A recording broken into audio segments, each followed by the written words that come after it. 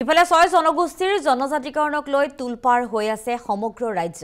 সদনত উত্থাপিত বিল সন্দৰ্ভত ৰাজ্যজুৰি প্ৰতিক্ৰিয়াৰ সৃষ্টি হৈছে আৰু প্ৰতিক্ৰিয়া প্ৰকাশ কৰিছে আহোম জাতীয় মহাসভাৰ কেন্দ্ৰীয় নেতৃত্বই।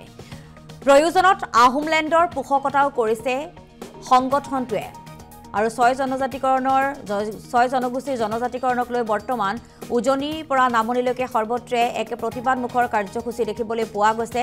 তাৰ মাজতে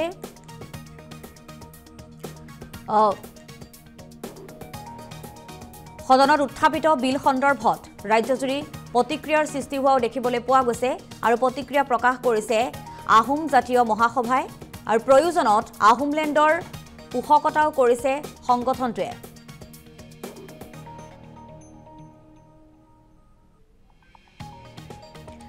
আৰু এই সন্দৰ্ভত আমাৰ সতীৰ্থ কল্যাণ গগৈৰ এক প্ৰতিবেদন আছে, আগবঢ়াইছো। নিশ্চয়কৈ ৬ জনগোষ্ঠীৰ জনজাতিকৰণৰ যি দীৰ্ঘদিনীয়া আন্দোলন, এই আন্দোলনৰ ফলত শেহতীয়াকৈ আমি দেখিছো অসম চৰকাৰৰ কেবিনেটে আৰু অসম বিধানসভাত ৬ জনগোষ্ঠীৰ জনজাতিকৰণৰ ক্ষেত্ৰত এখন নতুন বিল ইতিমধ্যে আনিছে আৰু এই বিল অনাৰ পাছতে সমগ্ৰ অসমতে আচলতে আনন্দ উল্লাস কৰাৰ এক প্ৰকাৰ আমি দেখিবলৈ পাইছো।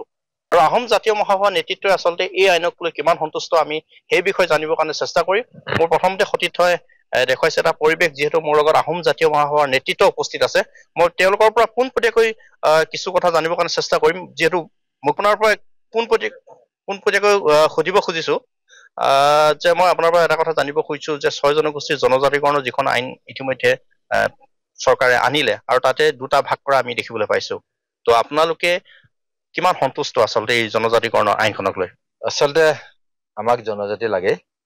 সুদীৰ্ঘদিন আমি আন্দোলন কৰি আছো, ৰাইজে বিচাৰি আছে আৰু জনজাতিকৰণ হলেহে আমাৰ অসম আৰু অসমীয়া বাচিব। গতিকে তাক লৈ আমি সংৰক্ষণ কৰি আছো।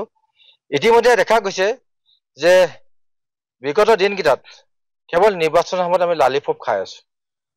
আমাৰ তৰুণ গগৈ চৰকাৰখনেও আমাক আশা দিলে, কিন্তু আজিলৈকে একো নকৰিলে।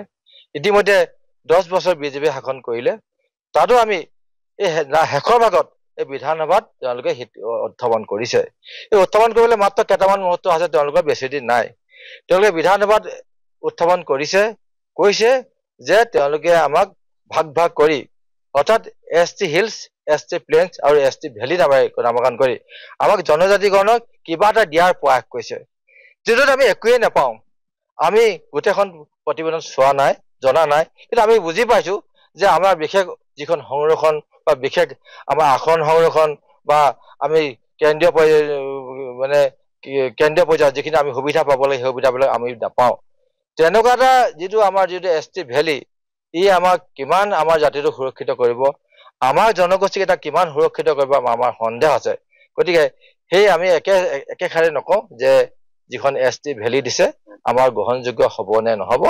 যদি জাতিটো সুৰক্ষিত নকৰে, আমাক সুৰক্ষিত নকৰে, তেতিয়াহ'লে এনেকুৱা এখন ST ভেলী আমাৰ নিশ্চয় প্ৰয়োজন নহব। আৰু বিগত দিনত কিন্তু আমি সাজুৱে আন্দোলন কৰি যাম যে আমাৰ অধিকাৰ আমাৰ প্ৰাপ্যৰ কাৰণে। নিশ্চয়কৈ মই আৰু কথা পাতিম, যিহেতু সাধাৰণ সম্পাদক গৰাকীও আছে, মই তেওঁৰ পৰা জানিব খুজিছো যে এটা আজব শব্দ, আজব বুলি কৈছো, সংবিধানত ST ক্ষেত্ৰত ST ভেলী বুলি যিহেতু এটা নাই, অসমৰ ক্ষেত্ৰত চাগে নতুন হ'ব মই নাজানো, কিন্তু আমি শেহতীয়াকৈ ছচিয়েল মিডিয়াত বা এনেকে গম পাইছো যে ST ভেলীত বুলি আহোমসকলকে 3টা জনগোষ্ঠীক আৰু ST প্লেনত 3টা জনগোষ্ঠীক ইতিমধ্যে STৰ ক্ষেত্ৰত চৰকাৰে ঘোষণা কৰিছে। আচলতে ভাগ কৰাটো কিমান উচিত বুলি ভাবে আপুনি? আচলতে এইটো এটা জাতীয় সমস্যা, জাতীয় আন্দোলন। এই জাতীয়ৰ যিটো সমস্যা, দীৰ্ঘদিনৰ আমাৰ জনগোষ্ঠীৰ ৰাইজে, ৬ জনগোষ্ঠীৰ ৰাইজে যি সংগ্ৰাম কৰিছে, তাৰ ফলশ্ৰুতিত শেহতীয়াকৈ যিটো চৰকাৰে ইনিচিয়েটিভ গ্ৰহণ কৰিছে, যি প্ৰতিবেদন কেন্দ্ৰলৈ প্ৰেৰণ কৰাৰ ব্যৱস্থা কৰিছে, তাত আমি এতিয়ালৈকে গোটেই পৰিৱেশখন পুংখানুপুংখভাৱে বিশ্লেষণ কৰিবৰ কাৰণে এতিয়ালৈকে আমি চাব পৰা নাই। কিন্তু এটা কথা নিশ্চিত যে যিটো কৈ থোৱা হৈছে ST V, ST hills, ST plain, ভাৰতবৰ্ষৰ প্ৰেক্ষাপটত যিটো ST যিটো আমাৰ শ্বেডুলিং যিটো সূচী আছে, 342, তাত কিন্তু এইবিলাকৰ কোনো বেলেগ হেৰি নাই। তাত ST এটাই আছে। গতিকে ST ভেলী হওক, ST প্লেইন হওক, ST হিলছ হওক, কিন্তু অসমৰ ক্ষেত্ৰতহে। গতিকে সৰ্বভাৰতীয় প্ৰেক্ষাপটত এইটোতো নাই। গতিকে আমি আশাবাদী যে এটা মোৰ ব্যক্তিগত এইটো অভিমত যে এইটো এটা জাষ্ট ওৱান ষ্টেপ এহেড।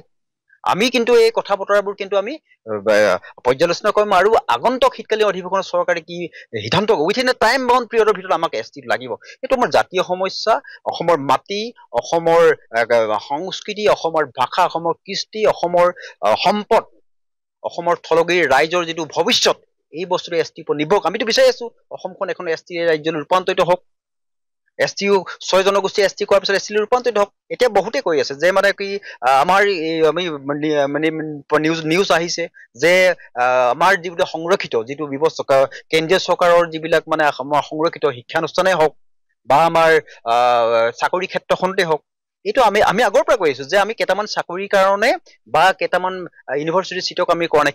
কিন্তু কথাটো হ'ল কি আমাক যিহেতু ST ভি পোৱাৰ পিছত আমি OBC পৰা আমি এক্সক্লুডেড হৈ যাম। কিন্তু আমাক যদি তেতিয়াহ'লে যদি আমি OBC পৰা এক্সক্লুড হোৱাৰ পিছত যদি ইয়াৰ যদি ST পৰা যদি আমি ST পোৱাৰ পিছত যদি 7.5% ৰিজাৰ্ভেশ্যন যদি আমাৰ যদি মানুহৰ যদি আমাৰ প্ৰজন্ম যদি নাহে, তেতিয়াহ'লে আমাৰ লাভ কি হ'ব? গতিকে আমি আশা কৰিম।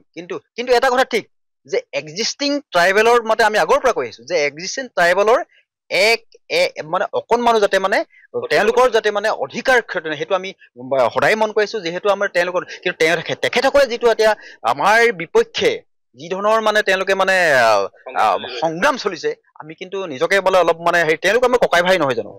আমিতো বিচাৰো যে আদিত্য